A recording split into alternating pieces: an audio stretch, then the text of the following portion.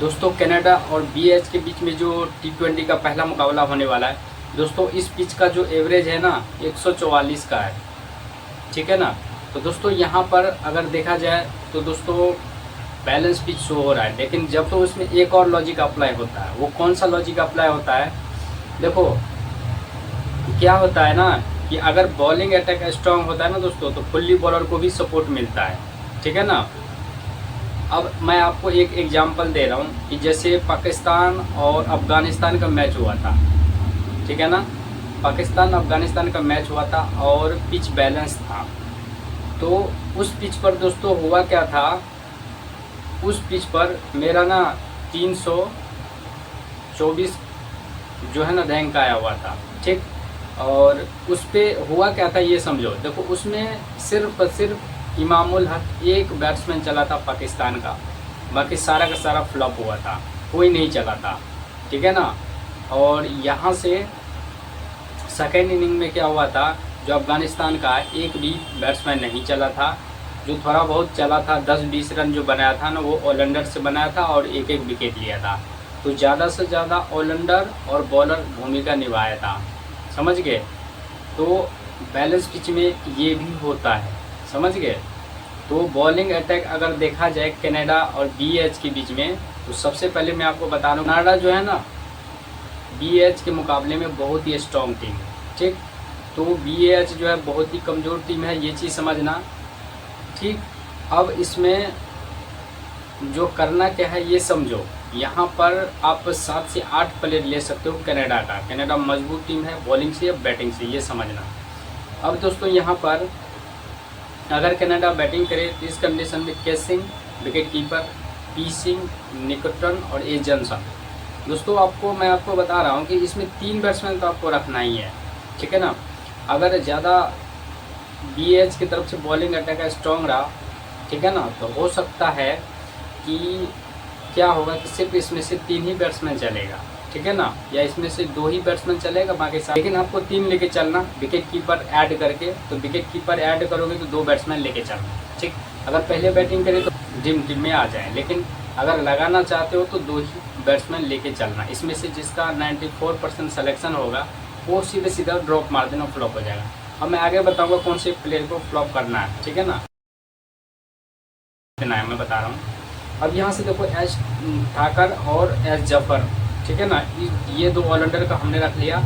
और यहाँ से डी हेलिगर, के सेन और जय सिंह, यहाँ से हमने 5 बॉलर कवर कर लिए कनाडा का, ठीक है ना। और यहाँ से सिर्फ एक बॉलर आपको लेना है जो डेथ ओवर में बॉलिंग करे, समझ गए। तो वही मैंने किया। दोनों कंडीशन में जो बीएच का ना सिर्फ एक ही बॉलर लेना डेथ ओवर का, ठीक है ना। आप चाहे तो ले सकते हो 2, लेकिन मैं प्रेफर करूँगा एक ही लेना, ठीक।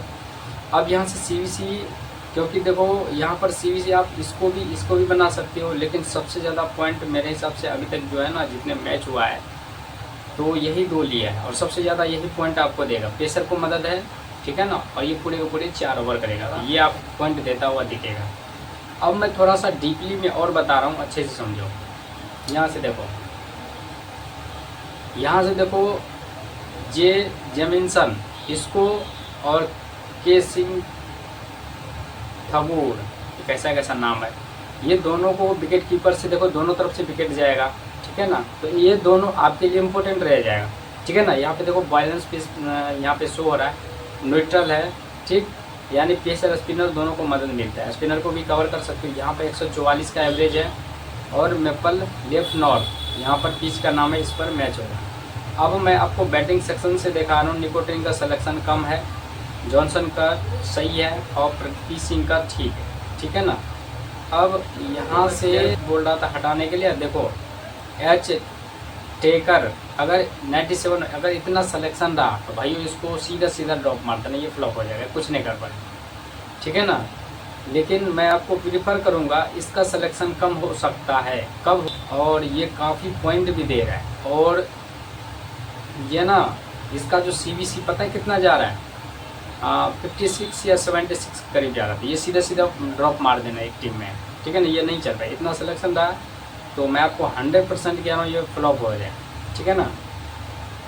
तो इसके जगह पर आप किसी एक प्लेयर को ले सकते हो। और दूसरा है यहाँ पे के सना, देखो 94 जा रहा है दोस्तों, इसका सिलेक्शन कम हो जाएगा, इसको रख के चलना, छोड़ना मत, ठीक। बस यही है कि एक प्लेयर पे मुझे डॉट है एज टेकर, ये हो सकता है फ्लॉप चला जाए। तो इसकी जगह पर आपको रखना क्या है ये भी समझ लो। यहाँ से देखा है ना कैलेंडर, यहाँ पे एस शर्मा कनाडा की तरफ से, कनाडा की तरफ से ही लेना एस शर्मा, ठीक है ना। या एम टेलर को भी ले सकते हो, ठीक है ना, लेकिन ज़्यादा से ज़्यादा कनाडा का लेना। तो एक चीज़ और मैं आपको बता रहा हूँ दोस्तों, जो आपको कोई नहीं बताया, ठीक है ना। मैं तो अभी आपको बता दिया कनाडा मजबूत टीम है, लेकिन BAH के बीच में अभी मैं नाम सुना हूँ इसका, लेकिन कभी कभी क्या होता है दोस्तों, किस्मत साथ नहीं देता है ना, तो एक चींटी जो होता है ना, बड़े बड़े हाथी को भी परेशान करके रख देता है, ठीक है ना। ये बात तो मानते हो। सेम अभी जो परसों का मैच हुआ था ना, उसमें ऐसे ही कुछ कहानी हुआ था। मजबूत टीम को ना, बिल्कुल नया टीम था, सामने में जो था वो सारे बैट्समैन को जितना था सबको ड्रॉप में या फ्लॉप हो गया, कोई नहीं चला, और जो कमज़ोर टीम था वो जीत गया। तो एक टीम अगर आप लगाना चाहते तो एक टीम इसके फेवर में लगा लेना। क्यों मैं बोल रहा हूँ ये भी समझो। देखो BAH का जितने भी प्लेयर है, कहने का मतलब है BAH का जितने भी बॉलर से, ऑलराउंडर से, बैट्समैन से या विकेट कीपर से जितने भी प्लेयर है ना, सबका सिलेक्शन बिल्कुल ही कम है, ठीक। और यहाँ से कनाडा का सबका सिलेक्शन ज़्यादा जा रहा है। तो ऐसे मैच में हुआ है, कई बार हुआ है कि दोस्तों कनाडा जो है ना हार सकता है और BAH जीत सकता है। तो अगर आप दो टीम लगाओगे तो एक BAH के फेवर में और एक कनाडा के फेवर में लगाना, ठीक है ना। तो एक रास्ते से अगर चलोगे तो कभी ना जीत पाओगे, दो रास्ते से, तीन रास्ते से चलना पड़ेगा, समझ गए। तो सीखने के पर्पज से चलो, मैं ये कह रहा हूँ, लेकिन जब दिल करे तब लगाना, अन्यथा मत लगाना।